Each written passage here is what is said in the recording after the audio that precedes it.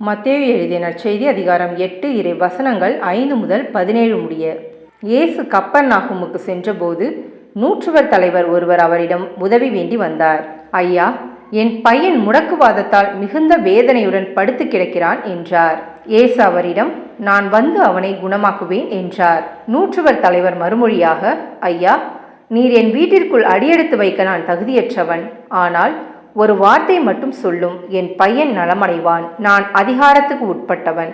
என் அதிகாரத்துக்கு உட்பட்ட படைவீரரும் உள்ளனர். நான் அவர்களுள் ஒருவரிடம் செல்க என்றால் அவர் செல்கிறார், வேறு ஒருவரிடம் வருக என்றால் அவர் வருகிறார்.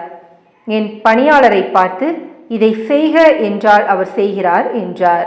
இதை கேட்டு இயேசு வியந்து தம்மை பின்தொடர்ந்து வந்தவர்களை நோக்கி, உறுதியாக உங்களுக்கு சொல்கிறேன், இஸ்ரவேலர் யாரிடமும் இத்தகைய நம்பிக்கையை நான் கண்டதில்லை.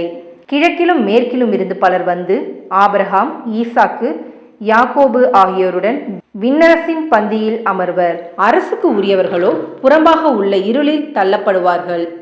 அங்கே அழுகையும் அங்கலாய்ப்பும் இருக்கும் என்றார். பின்னர் இயேசு நூற்றுவர் தலைவரை நோக்கி, நீர் போகலாம், நீர் நம்பிய வண்ணமே உமக்கு நிகழும் என்றார். அந்நேரமே பையன் குணமடைந்தான். இயேசு பேதுருவின் வீட்டிற்குள் சென்றபோது பேதுருவின் மாமியார் காய்ச்சலாய் படுத்திருப்பதை கண்டார். இயேசு அவரது கையை தொட்டதும் காய்ச்சல் அவரை விட்டு நீங்கிற்று. அவரும் எழுந்து இயேசுவுக்கு பணிவிடை செய்தார். பேய் பிடித்த பலரை மாலை வேளையில் இயேசுவிடம் கொண்டு வந்தனர். அவர் ஒரு வார்த்தை சொல்ல அசுத்த ஆவிகள் ஓடிப்போயின.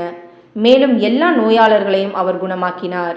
இவ்வாறு அவர் நம் பிணிகளை தாங்கிக் கொண்டார், நம் துன்பங்களை சுமந்து கொண்டார் என்று இறைவாக்கினர் எசாயா உரைத்தது நிறைவேறியது. இது கிறிஸ்துவின் நற்செய்தி. கிறிஸ்துவே உமக்கு புகழ்.